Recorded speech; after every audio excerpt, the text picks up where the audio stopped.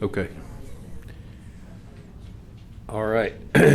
It's 2 o'clock, so the Brazos County Commissioners Court will meet in a special call session October the 20th at 2 p.m. the County Administration Building, 200 South Texas Avenue, Suite 106. First item is call to order, and the second is to consider and take action on agenda items 1 and 2, which are the resolution levying tax and the ratification. But since it requires 4 to be either here, it requires 3 to be here present, but at least 1 online or here, it takes 4. Those 2 actions can't be taken unless they happen to somebody walks in, one of the 2 walks in before we adjourn. And I doubt that that's going to happen. I mean, I will tell you that I've said before, my philosophy has been, as budget officer and as county judge, my philosophy has been for years to try to build up fund balance, reserves, and then pay for projects, the smaller projects, $1 million to $5 million, as you build them up, rather than just going out and borrowing money every time we have to turn around and then pay for projects out of borrowed money. I've never been a fan of debt, personally or for the government. But so that's been my philosophy. Now, once you get to big projects, those are the kind that whether it's if I was buying a house, I'd borrow money. If I'm buying a car, I'm going to borrow money. Those are big projects that I may not be able to fund out of just personal funds. It's kind of that way with the government. Whether we're doing big projects, whether it's like an expo or the jail or the admin building out there where you've got multi-million dollars, you sometimes need to borrow money, and we have.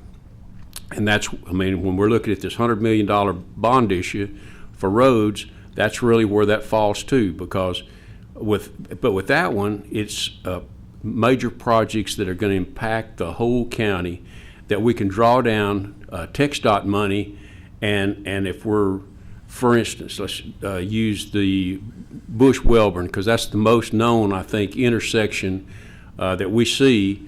There's pedestrians, there's trains, there's cars, the whole gamut of danger out there, and it needs to be addressed. And there's been $60 million that has been identified by TxDOT and City of College Station. The City of College Station has been involved in that intersection and trying to make that happen for a long time. There's been $60 million. It's a $100 million project. So 60 has been identified.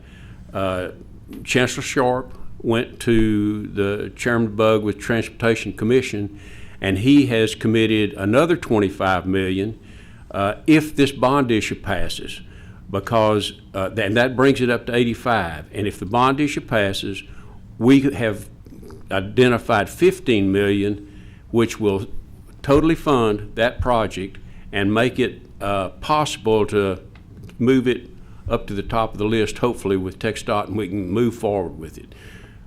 There's other projects that have been identified in that bond issue that are TxDOT projects. The benefit of that is that if the locals are willing to spend money on a TxDOT project, TxDOT, what happens every year is TxDOT budgets money out 5-10 years into the future, and when the projects that they identified that they budgeted for, if they can't do them for whatever reason, whether it's it may be environmental or they can't get right away or whatever, that money is already budgeted, and they will shift that money to other locations.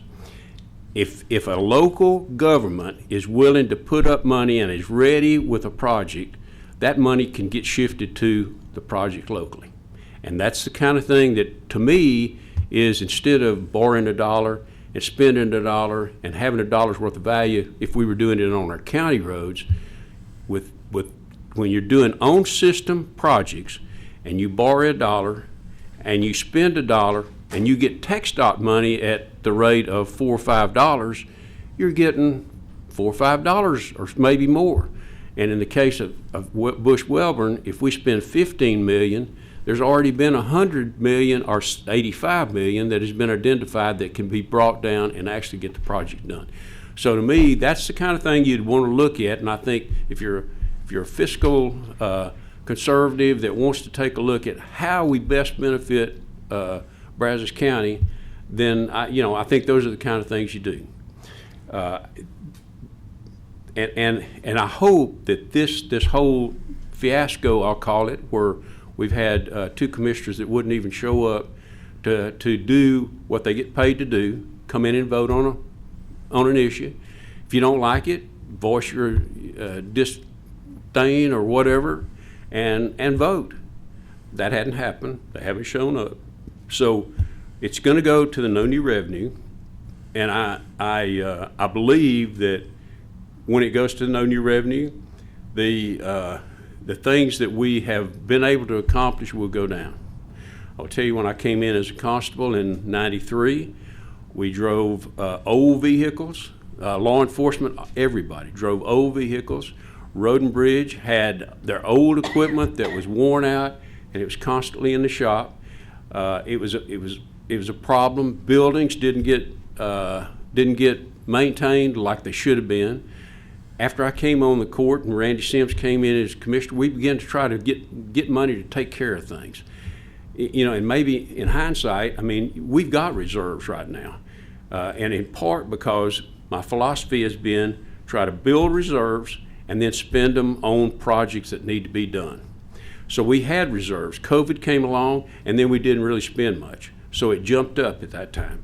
So, I look back and hear my commissioners that are not here say, well, we've got too much reserves. We ought to spend that and save the taxpayers. Well, those projects that didn't get done have not been done, so they still need to be done. And I'll tell you, it's frustrating to me. If I had been a tax and spend guy, then I'd have taxed it. We wouldn't have had any reserves, and then we wouldn't be in this situation because there couldn't have been an argument that you got reserves you ought to spend because we had already spent them all. So I'll tell you, my colleagues over here, they get paid pretty doggone good money. And really the thing that they're required to do is show up and vote. That's just not happened. So I guess that's the rant that I've got. And we actually didn't put on here for public comment. So we don't have it on the agenda for public comment. I don't know whether anybody's got any of the commissioners have got any. Well, I'm just beyond disappointed. I'm disgusted that they're not here to vote, to do their constitutional duty that they were elected to do. Frankly, it's beyond disappointing. And I know that the no new revenue rate is going to cost us down the line. We will eat into fund balance, and we won't be able to do the projects we need to do. And we're probably going to have to look at a tax increase going forward next year, which is also disappointing. I have registered my dissatisfaction, and it stands. It's very frustrating. I think it's narrow-minded, and I think they're being and have been very deceitful, and that's really for me, that's the big disservice that the public is receiving. The fact that the facts aren't actually explained, the procedures aren't explained. It's just it's a mess.